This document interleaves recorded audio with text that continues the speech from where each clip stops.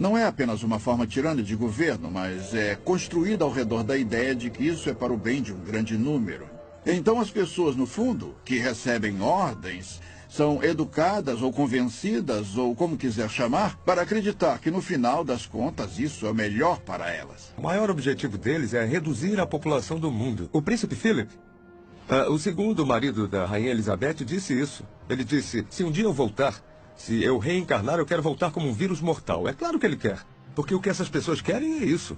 Destruir a sociedade mundial. É assim que uma pessoa pode começar a entender os verdadeiros objetivos da Agenda 21 do Desenvolvimento Sustentável. Você acaba com o plano global. Esse plano claramente fala em uma redução da população humana em 85%. Então você começa a pensar, como podemos sobreviver nesse país se nossos recursos estão sendo retirados e colocados fora do limite para o nosso uso, sejam recursos minerais, madeira, alimento, etc. Se formos remover metade das terras desse país para uso de produção humana, é só uma questão de tempo, até que a população humana comece a diminuir.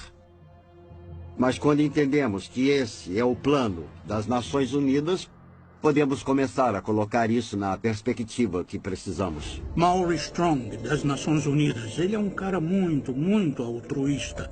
Ele acha que está fazendo a coisa certa para a maioria das pessoas, defendendo que podemos matar alguns deles porque existem muitos. Eu acredito que todo o conceito de controle da população e diminuição da população do mundo para um número em que possamos sustentar o desenvolvimento e chegar até menos de 1 bilhão está preparando o palco para a perseguição em massa. E se as pessoas comprarem essa ideia, que grande parte do mundo deve ser eliminada para que aqueles que sobrarem continuem vivendo.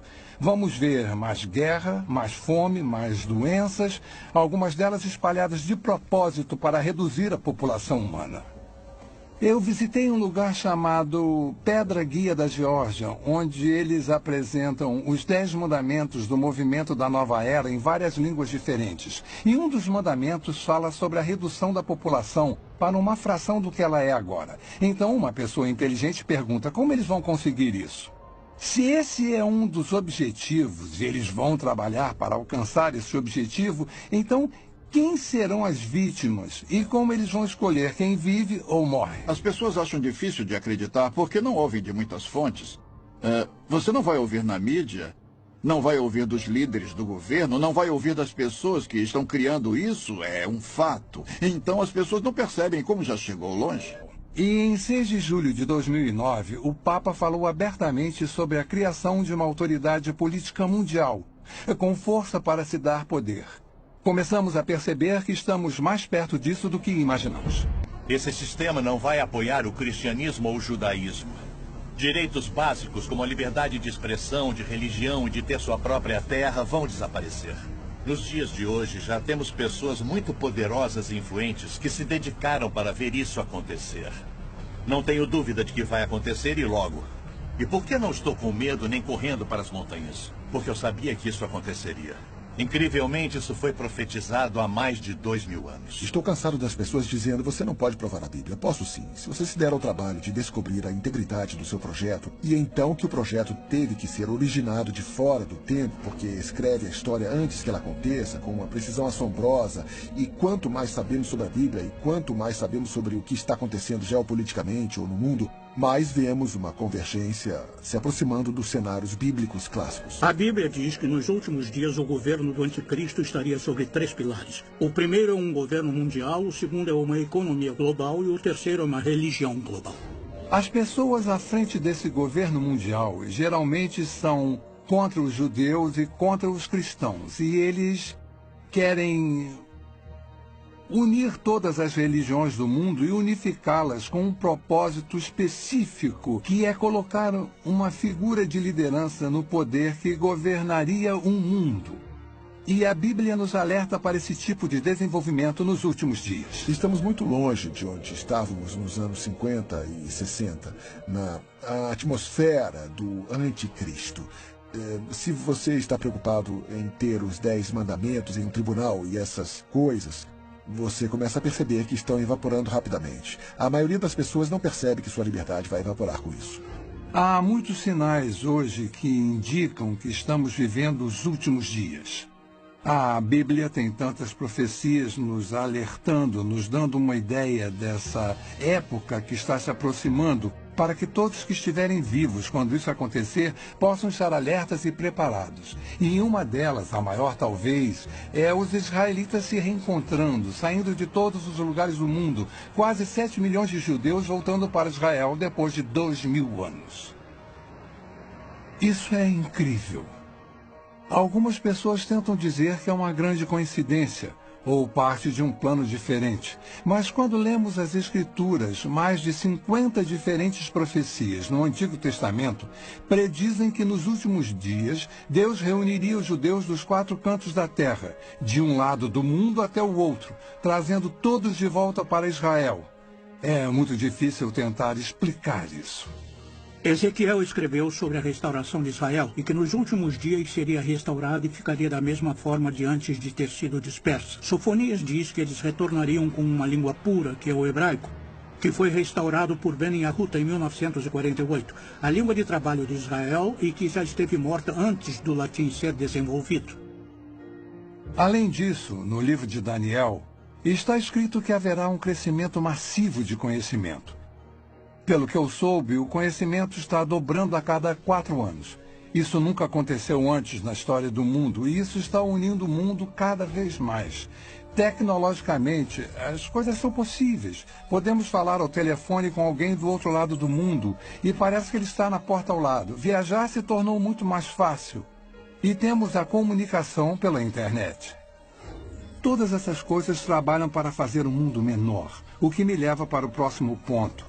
Para fazer o governo global possível, em Apocalipse 13:14, somos alertados sobre um sistema global que existiria nos últimos dias. Um tipo de sistema político mundial que usaria seu poder econômico e militar para forçar a adoração religiosa. Isso não era nem concebível 1900 anos atrás, que um indivíduo pudesse ter um controle tão minucioso e centralizado da economia que ninguém poderia comprar ou vender a menos que fizesse parte de um sistema particular. Isso nunca foi possível, mas foi exatamente isso que João viu. E ele viu no contexto do desenvolvimento de um governo global, que está no contexto de que o governo do anticristo tem seu ponto forte no engano.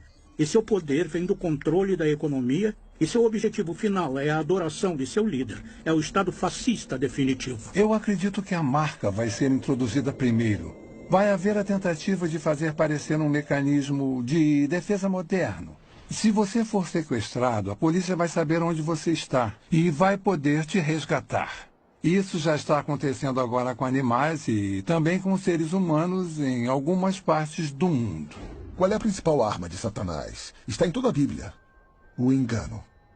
Começou em Gênesis 3, passando por toda ela. Todas as vezes que Jesus falou sobre o fim dos tempos, ele abre e fecha seu discurso dizendo: não sejam enganados. Esse é o nosso desafio. E estamos sendo enganados, sendo iludidos. Em um sentido político local, mas em um sentido mais amplo. A Bíblia fala quando Pedro estava escrevendo para Timóteo, e ele disse que nos últimos dias as pessoas amontoarão para si doutores tendo comichão nos ouvidos e voltarão às fábulas porque não querem ouvir, porque o que querem ouvir não é necessariamente a verdade. E estamos vivendo em uma geração agora em que a verdade está se tornando subjetiva. Pode haver realmente 2 versões da verdade. Finalmente, em Mateus 24, Jesus nos alerta sobre enganos sem precedentes que vão acontecer no final dos tempos, precedendo sua segunda vinda.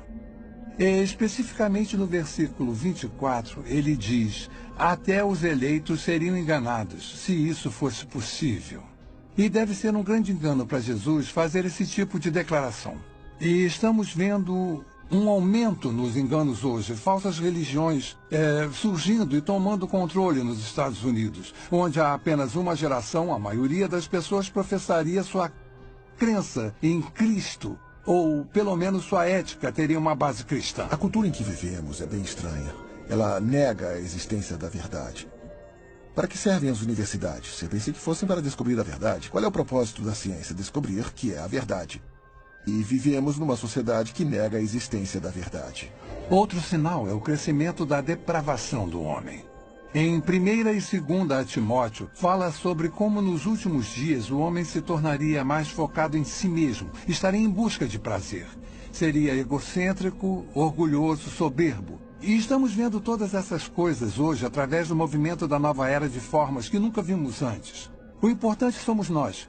Literalmente temos milhões de pessoas que acreditam que são Deus. Jamais encaramos uma situação como essa antes, mas encaramos agora. Estamos quebrados, estamos em uma guerra global, estamos em uma guerra religiosa. Tudo, na verdade, parece estar... Estamos em declínio, estão falando em se livrar do dólar americano. Tudo parece apontar para os Estados Unidos não ser mais a única superpotência mundial, que é exatamente o que a Bíblia diz. Podemos ver tudo convergindo para isso.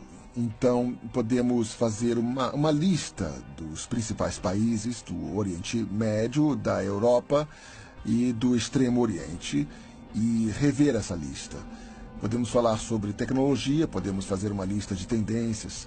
Somos classicamente monitorados por empresas, uma dúzia delas. E quanto mais você sabe sobre cada uma delas e quanto mais sabe o que a Bíblia fala sobre elas, você vê a convergência. Não é só uma, são todas elas ao mesmo tempo.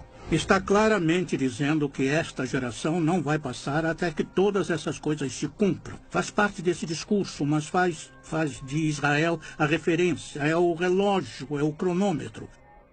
Quando começar a andar, nós teremos apenas mais uma geração. E estamos bem perto disso agora. Meu desafio para qualquer um, para quem essas coisas estão frescas, novas e desconhecidas, é descobrir por si só. Não o que o Chuck Missler ou alguém no rádio ou TV disse. Descubra por si só o que a Bíblia realmente diz. A Bíblia diz que os céus e a terra proclamam a existência e a majestade de Deus, nosso Criador. Esse mesmo Criador nos deu um livro para partilhar seus pensamentos e planos para nossas vidas. Diferente de qualquer livro em toda a história, ele prediz o que vai acontecer no futuro. O nascimento, morte e ressurreição de Jesus Cristo. O retorno de Israel para sua terra em 1948. Nosso notável mundo em mudança hoje. Se alguém que você conhece pode prever o futuro com 100% de precisão, você não daria ouvido a ele? A Bíblia faz exatamente isso. E prediz que Jesus vai voltar para seus seguidores e vai levá-los para um lar eterno e maravilhoso. Você pode não ser capaz de controlar o que acontece com seu país ou nosso mundo, mas você pode controlar seu destino eterno. A Bíblia diz que o amanhã não pertence a ninguém. Faça a decisão mais importante da sua vida. E acredite que Jesus te ama e quer fazer parte da sua vida. Nossa pesquisa sobre práticas de vigilância, perda de liberdade e poderes ocultos não são para te assustar. Foram feitas para abrir seus olhos para um mundo inconstante ao nosso redor. Pretende lançar uma luz nas incríveis profecias de Deus. Pretende te aproximar de nosso eterno Salvador, Jesus Cristo. O que vai acontecer daqui a um mês, daqui a um ano, daqui a 10 anos? Como nos preparar para isso? A única coisa que Deus coloca sempre no meu coração é a importância de ficar perto dele, viver um dia de cada vez e que possamos todos nós manter os olhos abertos e focados na eternidade.